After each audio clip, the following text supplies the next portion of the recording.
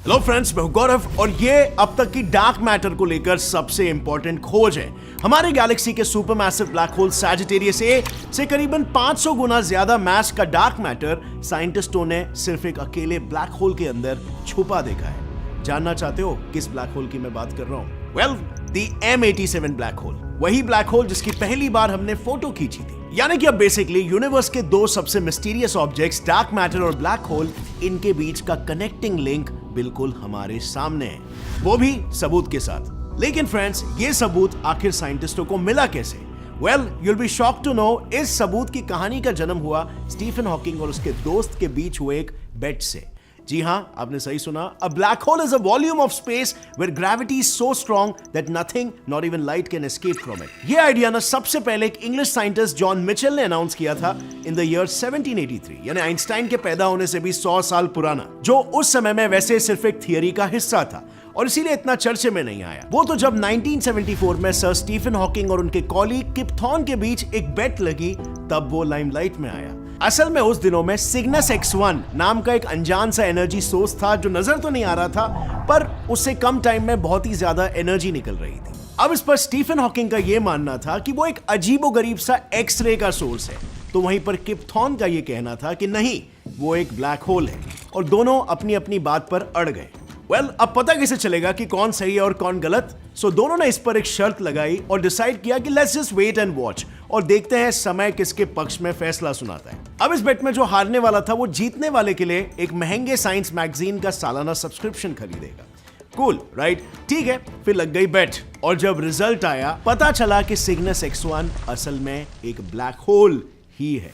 यानी कि Stephen Hawking के सामने Kip Thorne got to keep the throne और हमें ब्लैक होल्स का पहला प्रैक्टिकल प्रूफ मिल गया। अब हालांकि यह बात अलग है कि ये इकलौता सबूत नहीं था। 1970 में जब एक तरफ ये बेटिंग चल रही थी, तब वहीं पर दूसरी तरफ एस्ट्रोनॉमर वेरा रूबिन हमारे नेबरिंग गैलेक्सी एंड्रोमेडा को स्टडी कर रही थी। क्यों?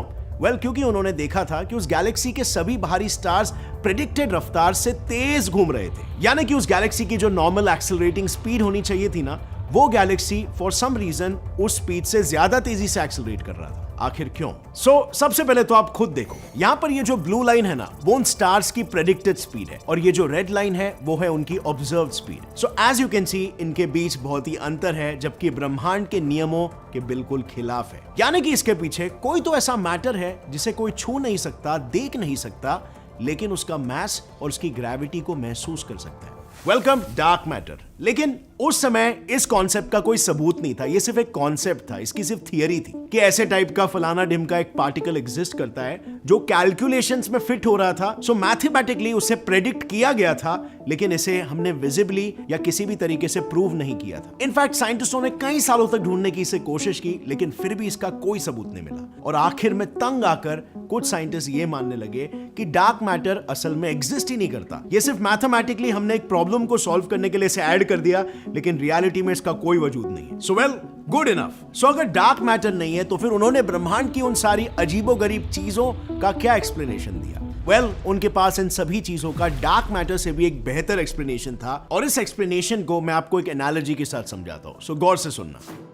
सो इमेजिन करो फ्रेंड्स कि आप एक पेपर प्लेन उड़ा रहे हो और साथ ही कहीं दूर खुले समुद्र के ऊपर से एक भारी भरकम बोइंग 737 पैसेंजर जेट हवा को चीरते हुए उड़ रही है। क्या लगता है आपको, क्या दोनों ही प्लेन्स पर नेचर के सारे फोर्सेस बिल्कुल ही सेम तरीके से एक्ट करेंगे?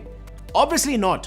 तो फिर हम ये कैसे मान के चल सकते हैं कि जैसे सोलर सिस्टम के अंदर प्लैनेट्स मूव करते हैं, बिल्कुल वैसे ही गैलेक्सीज के अंदर भी स्टार्स भी मूव करते हैं? I mean, ऐसा जरूरी है क्या? अगर हमारी एक्सपेक्टेशन से कुछ अलग मूवमेंट उनके स्टार्स ने दिखाया, तो हम वहां पर एक अदृश्य सा डार्क मैटर है, उन्हें अपने ग्रेविटी से जो इन्फ्लुएंस कर रहा है, ये मान लेंगे? आप खुद सोच कर देखो, अगर हम मॉडिफाइड न्यूटोनियन डायनामिक्स MOND वाली थियरी के सिंपल से सवाल की जिस्ट पर भी फोकस करें, तो पता चल जाएगा हमें डार्क मैटर की जरूरत ही नहीं है। इनफैक्ट गैलेक्सीज और उनके अंदर होने वाली हलचल को तो डार्क मैटर से ज्यादा एक्सटर्नल फील्ड इफेक्ट EFE वाली थियरी और भी बेहतर एक्सप्लेन करती है। एक्सटर्नल फील्ड इफेक्ट वाली थियरी डार्क मैटर स्टार्स को अपने ग्रेविटी से इन्फ्लुएंस कैसे करती है, इस कॉन्सेप्ट को और भी बेहतर तरीके से एक्सप्लेन करती है। यह थियरी कहती है जिस तरह ऊंचाई पर उड़ रहे बोइंग 737 अपने बनाए विंड करंट से नीचे जमीन के पास उड़ रहे पेपर प्लेन को इन्फ्लुएंस कर सकती है, उसी तरह बड़े बड़े गैलेक्सी क्लस्टर्स भी अपने इंडिविजुअल गैलेक्सीज के अंदर स्टार्स की मूवमेंट को इन्फ्लुएंस कर सकते हैं। यानी फ्रेंड्स, सिंपली पुट,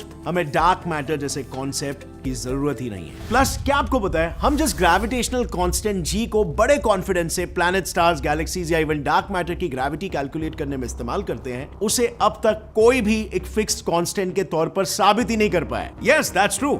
आप बिलीव नहीं करोगे, लेकिन पिछले सिर्फ 4 से 5 दशकों में ही इस जी की वैल्यू करीबन 1 डजन से भी ज्यादा बार चेंज हो चुकी है और फिलहाल लेटेस्ट ये वैल्यू ये चल रही है जो आपको स्क्रीन पे दिख रहा है। सो फ्रेंड्स, अब इस फैक्ट को जानकर क्या हम दावे के साथ कह सकते हैं कि हमने ग्रेविटी को अच्छे से अभी तक समझ लिया है? ऑब्वियसली नहीं। सो क्या इसका मतलब ये है कि जब बेसिकली ग्रेविटी से जुड़ी ये सभी थियरी जोर पकड़ रही थी, तब हमने बस उनमें से सबसे फैंसी डार्क मैटर वाली थियरी को लिया और बस उसी को सच मान बैठे? वेल, क्या सच में?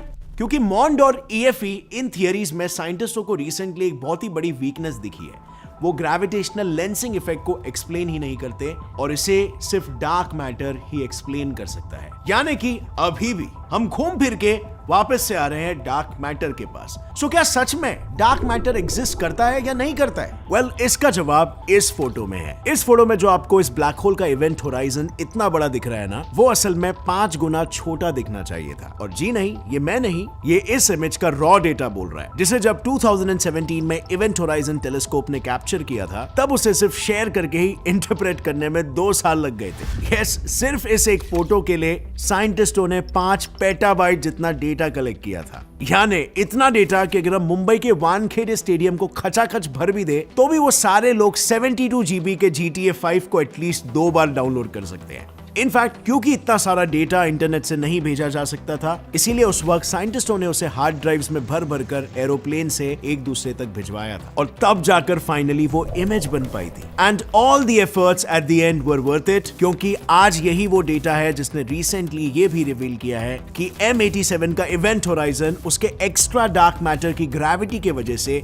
हमें 5 गुना मैग्नीफाई होकर नजर आता है। यकीन नहीं हो रहा, राइट? वेल, इसके पीछे के 2 रीजन सुन लो, फिर खुद डिसाइड करना। सो सबसे पहले इस चार्ट पर नजर डालो। इस चार्ट के अनुसार जिस तरह से M87 गैलेक्सी के अंदर उसके अनगिनत स्टार्स घूम रहे हैं, उस हिसाब से उसके सेंटर में मौजूद M87 SMBH का मास इस बीच वाले लाइन पर या उसके आसपास कहीं होना चाहिए था। पर जैसे कि आप देख सकते हो, वो इस मीन मास वाले लाइन से अच्छा खासा ऊपर है। इसका मतलब यह है कि अगर उस लाइन और M87 के पॉइंट के बीच का डिफरेंस नापा जाए, तो उस हिसाब से M87 में करीब 2 बिलियन सूरज जितना मास ज्यादा है। अब इस नंबर को हो सके तो किसी पेज पर लिख लो, क्योंकि उन्हीं साइंटिस्टों का अगला स्टेटमेंट आपके होश उड़ा देगा। सो उनका अगला स्टेटमेंट था कि जब उन्होंने M87 गैलेक्सी के स्टार्स की मूवमेंट पर उस गैलेक्सी में मौजूद टोटल एस्टिमेटेड डार्क मैटर के असर को कंप्यूटर पर सिमुलेट किया, तब उन्हें पता चला कि जिस तरह से M87 गैलेक्सी के स्टार्स मूव कर रहे हैं, उस गैलेक्सी का ज्यादातर डार्क मैटर उसके बिल्कुल सेंटर में होना चाहिए। अब कोई गेस मारना चाहेगा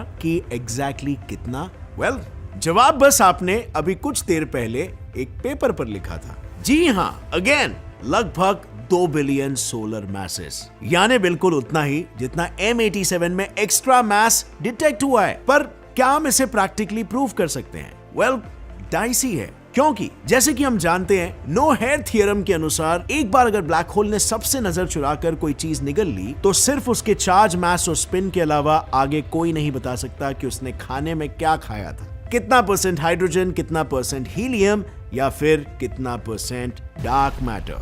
अब आते हैं सेकंड लूप होल पर। ये देखो, ये है बुलेट क्लस्टर। इसमें ये जो सेंटर में पिंक कलर का हॉट गैस का क्लाउड नजर आ रहा है ना, वो असल में एक प्रूफ है कि लेफ्ट और राइट साइड के ग्रुप ऑफ गैलेक्सीज लगभग उसी जगह एक दूसरे से कोलाइड होकर एक दूसरे के आर पार पास हो चुके हैं। बट अब जरा इन लेफ्ट और राइट में मौजूद गैलेक्सीज के ग्रुप पर नजर डालो। यहाँ पर आप देख सकते हो जगह जगह ग्रेविटेशनल लेंसिंग नजर आ रहा है, विच मीन्स कि ज्यादातर gravity influencing dark matter in Galaxy groups के बीच में मौजूद है और उस सेंटर के पिंक स्पॉट में नहीं। अब इसका क्या मतलब बनता है? ऑब्वियसली यही कि सिर्फ ऑर्डिनरी मैटर एक दूसरे से कोलाइड हो सकता है, मगर डार्क मैटर हमेशा कोलिजन फ्री होता है। यानी एक बार के लिए किसी ब्लैक होल की एक्रीशन डिस्क में घूमते एटम्स एक दूसरे से टकराकर अपनी काइनेटिक एनर्जी और मोमेंटम खो सकते हैं और ब्लैक होल के अंदर गिर सकते हैं। लेकिन चाहे कितना भी डार्क मैटर उस ब्लैक होल की तरफ बढ़े, अनलेस वो बिल्कुल किसी तीर की तरह सीधा उसके सेंटर की ओर नहीं बढ़ रहे, वो बिना अपना मोमेंटम खोए जिंदगी भर ब्लैक होल की एक्रीशन डिस्क में ही घूमते रहेंगे। यानी कि फ्रेंड्स, कहने का मतलब बस इतना है कि व्हाट इफ जो ब्लैक होल के अंदर डार्क मैटर की हम बात कर रहे हैं ना, वो असल में सिर्फ उसके एक्रीशन डिस्क में फंसा हो। बिसाइड्स, हम ये कैसे भूल सकते हैं कि यहां पर जो हम ब्लैक होल्स की बात कर रहे हैं वो बुनियादी तौर पर काफी अजीब होते हैं। और अगर फ्रेंड्स इस वीडियो को देखकर आपको कुछ भी नया सीखने मिला, एक लाइक जरूर ठोकना। As always friends, stay curious, keep learning and keep growing. Jai Hind.